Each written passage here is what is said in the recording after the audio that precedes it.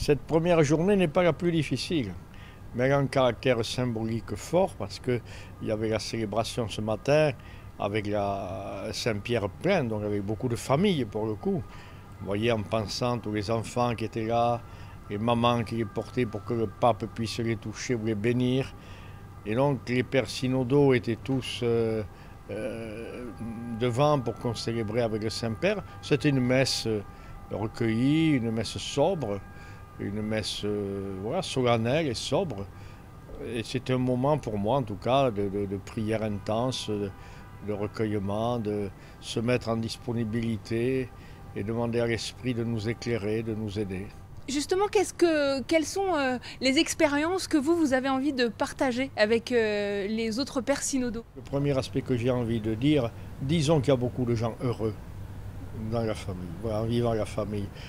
Que les obstacles d'aujourd'hui ne nous fassent pas oublier que beaucoup vivent avec courage, parce qu'il faut du courage dans la vie, il n'y a pas de vie sans épreuve, donc avec courage, traverse les épreuves de la vie, qu'elles soient affectives, qu'elles soient de la santé, qu'elles soient du chômage, qu'elles soient de la mort trop précoce du conjoint ou d'un fils. En fait, c'est un ensemble de réalités qui sont et de la joie, les naissances, les mariages, les fêtes de famille, et des épreuves. Eh bien, beaucoup de gens traversent ça avec beauté, avec courage, et ça, il faut qu'on continue à le dire.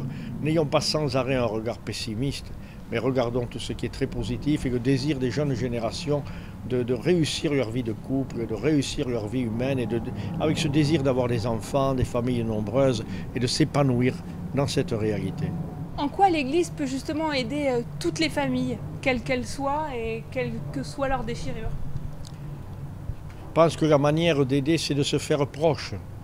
Voilà, c'est de se faire proche, d'être une oreille qui écoute, une oreille qui entend, avant d'être, ne pas être qu'une parole, mais une oreille aussi. Une oreille qui écoute.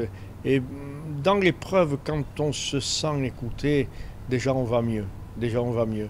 Et donc il me semble que l'Église doit peut-être multiplier ces lieux d'écoute, multiplier des lieux où on se reçoit, où on prend le temps, où on accompagne, où on chemine avec, et avec beaucoup d'empathie, beaucoup de soutien aussi autour. Il faut que dans cette pastorale, les couples chrétiens s'engagent, que les couples chrétiens témoignent, que les couples chrétiens donnent du temps pour soutenir ceux qui autour d'eux ont des épreuves. Ils sont l'Église, nous sommes tous l'Église. Ce n'est pas que les évêques qui sommes l'Église, mais c'est tous ensemble que nous devons relever ces défis de la famille aujourd'hui.